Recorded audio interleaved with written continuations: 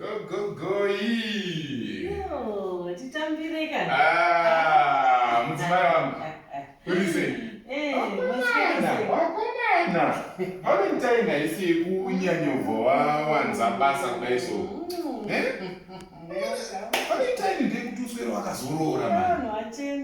Vanhu vakachena sha. Oh, ndakachena. Wakachatenderuka toni. Thank you so much. Ndiri kuimba kuti ndini chete ndatanga kuona wakachena kudai so. Ndodresi nyowani rere. Vanhu vakuchena. Kuti kudaro here. Inini kandapotsa inozvinonzo kuda redhi chaiyo yevhale.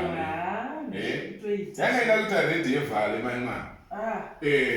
Aiwa izvozvo tinotenda.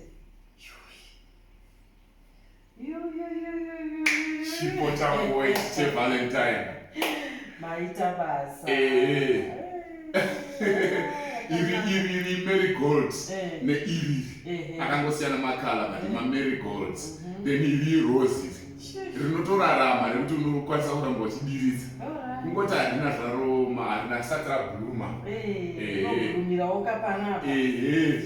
angoti upenyu hwesamana asati ndambotengerawo mudzimai wangu maflowers asi kunyazovhara cha totakuitawo chirungu cha isongo takakurira kumusha kati boys zeparoots boys zeparunyaza hatizvizivo izvi. Saka maritenga mari ruwa ndatenga 250 rands. Ndangorwera moyo padombo ndikati imi ingawa mwese vari kungozviita wani vanhu vari kungotaura kuti madzimai anoda maruwa nguva nenguva gore negore ndinoda kuronga nditenge maruwa so nino zvinozongoitika but nhasi unodatakana kamari kandatongowana ikaka kamadhamba valentine 250 rands hachisi chinhu mani ndichita sarudo rwangu kwauri mudzimai wangu. Naita henyu ngoti hei maruwa izinoti chinhu chandonyanyofarira hangu aishi dai ndandapiwa iri 250 yacho iyoyo ukuchida iri mari sha but zvinongotaurwa kwese kwese vanhu mamotivational speaker chero vafundisi vamwe nevanhu vakawanda vese vanonyora pamablog nechichongotaura kuti madzimai ukamutengera ruwa soka wamupedzera.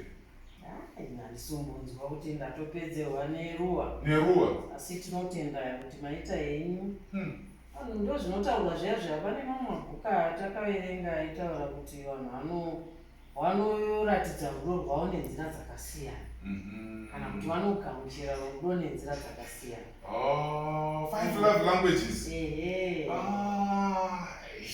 Saka zvemaruwa but indaifunga kuti 5 love languages ndezvimwe but panyaya yemaruwa mudzimai wese anotongofarira maruwa.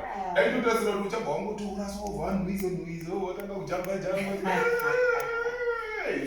zvevamwe zviyazi zvemafilimi here handisi kumbonzwa chinonditokonya kuti ndinyatsofarira ruwa tochema mari.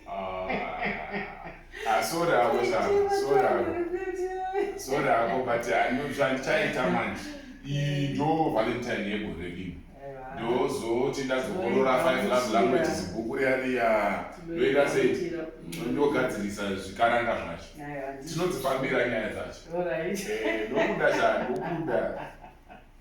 aiwa maita henyu